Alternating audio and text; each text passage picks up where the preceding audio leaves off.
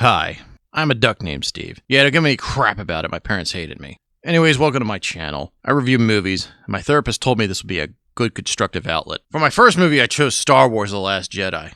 Why this one? Well, it was on the other day and I was prepping for my upcoming colonoscopy, so I figured just like my proctologist, I'd start from the bottom up. The movie begins with the Resistance trying to escape the Rebel base when the First Order arrives.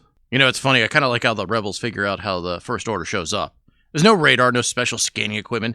They just hear them pop into the sky. Okay, I may not be the smartest duck in the room, but aren't the ships in space? I mean, how the f*** are they making noises in the planet? Also, how are you even seeing those ships in the sky? Most of the time, I can't even see the moon when it's up during the day. I know this is being picky, but whatever. This is going to be a long review. Maybe we should make it 2 parts. Continuing with part 1. Okay, First Order arrives and the Resistance needs to buy time to escape. So someone says, hey, let's send up an X-Wing starfighter to distract the First Order. Great, I'll get a squadron ready. Squadron? Why the hell do we need a squadron? Let's just send one. Wait, one starfighter? Won't they easily pick off a single starfighter on the way up before they even get anywhere close to the ships? No way, dude. What the hell you been watching? Oh, okay, cool. I'll just wig up Poe then. So Poe Dameron approaches the Dreadnought capital ship solo in his X-Wing starfighter. It opens communications with the First Order. What happens next is Marvel-level shtick, but less funny. I mean, it's kind of a serious situation when you think about it. What's left of your stupid Resistance is about to be gunned down by the First Order and you attempt to whip out some stupid Abbott and Costello bit? Who's on first? Yes. I mean the guy's name. Who? Never mind. This turns into a delay tactic as Poe then fires up his engine and attacks the surface cannons on the Dreadnought. His starfighter's no match for the radar-guided anti-spacecraft cannons and is immediately shot down. He's blown into little bits and... nope, that's not what happens! Poe Dameron in a single X-Wing starfighter starts taking out the Dreadnought surface cannons one by one without a scratch. Captain Kennedy excuses the ineffectiveness of the surface cannons by saying, that puny ship is too small and too close range. I mean, listen, folks, what kind of burger did I just eat? Hull-mounted surface cannons are meant for close-up ship-to-ship combat, right? I mean, what the hell else would they be good for? Poe even throws his own 2 cents about the surface cannons by saying that he's clearing a path for the bombers, which is another issue that we're going to unpack in a minute, so just hear me out. Modern warships today, on planet Earth here, have effective countermeasures against small aircraft. Did you know? Specifically, I'm talking about the Phalanx Sea Whiz, currently employed on almost every class of combat ship in the U.S. The Sea Whiz includes the M61 Vulcan with 6 barrels firing 20mm rounds, Gatling style, at an extremely high rate of around 6,000 rounds per minute. It utilizes fire control radar, which is designed specifically to provide information to the weapon in order for it to maximize its hit on its targets. It's sleek, it's accurate, and it's lethal. Now imagine the First Order put just one of these bad boys in the hulls of their starships. Bye-bye Resistance. But no, we have to follow the same bullshit thinking from A New Hope.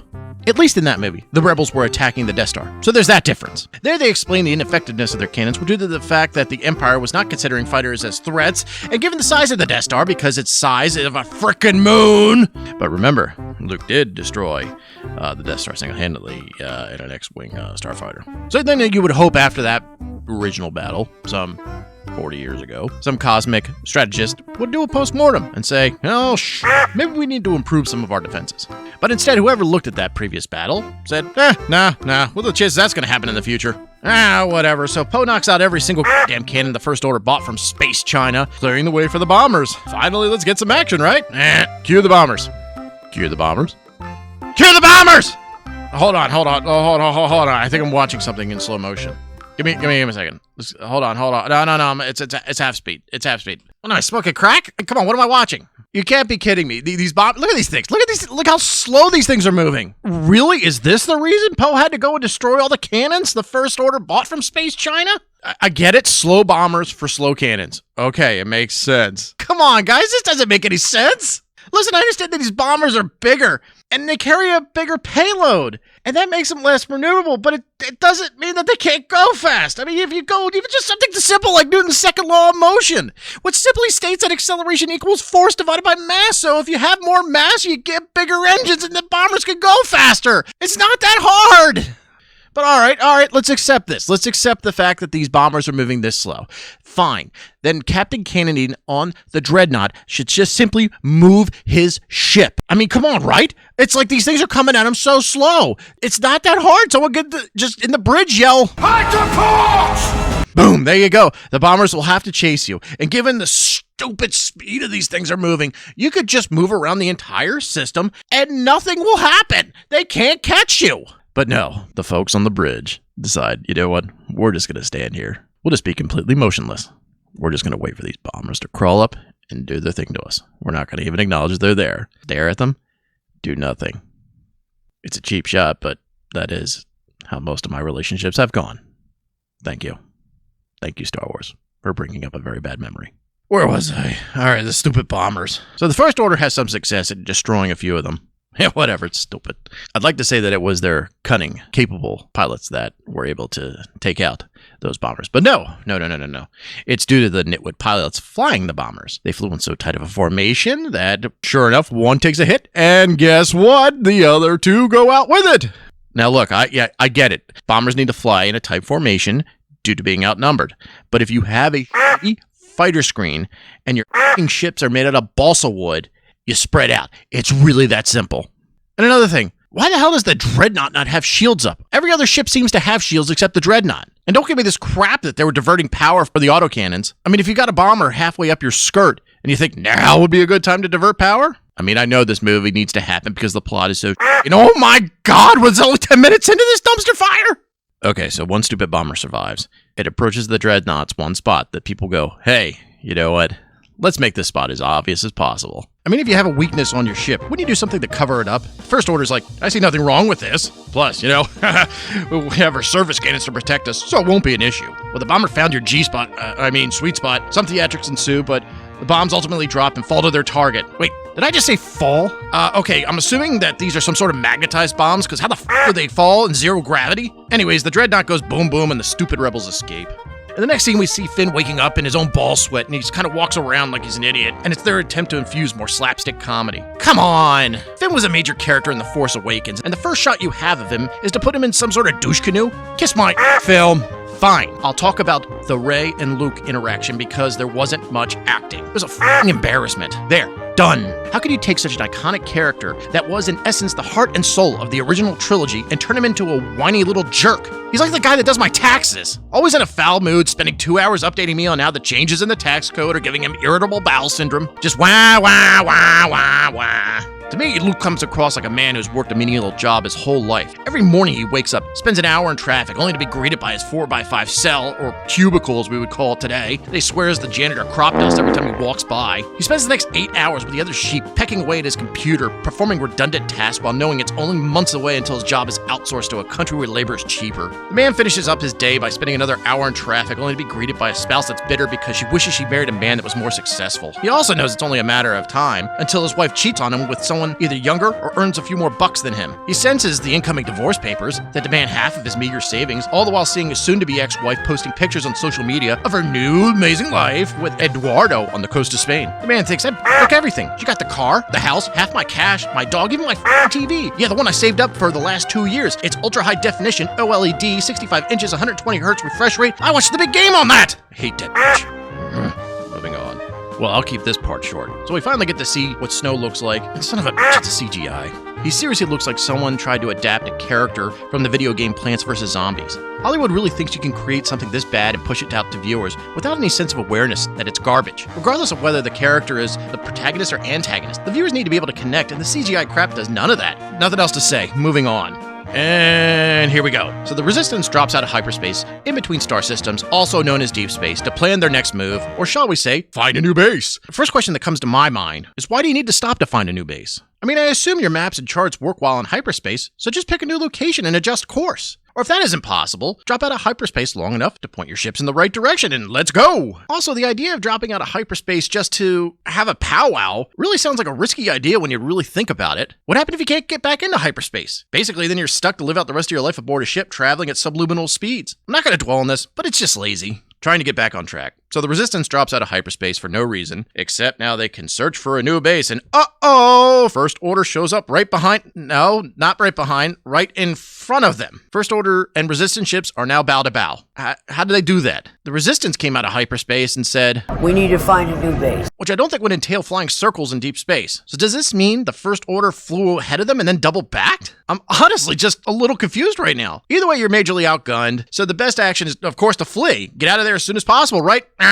Wrong. Some lackey yells, we have enough fuel for one more jump. Excuse me, what? Okay, first you drop out of hyperspace to hold some insane discussion that you probably should have had before you even evacuated your previous base, just in case your ships got separated in the evacuation. propulsion. Because, planning. Now, second, you stop at deep space knowing you just have enough gasoline for one more jump. I mean, stupidity is reaching a critical moment here. I have to address this. Since when do capital ships and Star Wars run on gasoline? This has never been in any other film. I mean, where do they fill up? Is there some sort of space BP or space Chevron? Did they take leaded, unleaded, diesel, 87, 89, 93 octane? Are these stupid questions? Yes! Because this is a stupid movie! Large modern naval warships have utilized nuclear marine propulsion since the 1950s. They are self-contained and can power and propel ships for extremely long periods of time without refueling. And before you say, oh, well, they just use the fuel for the subliminal engines to get them into hyperspace, and then the hyperspace engines run on some sort of fusion drive. No. You actually see the lights go out on the medical frigate as it runs out of space gas.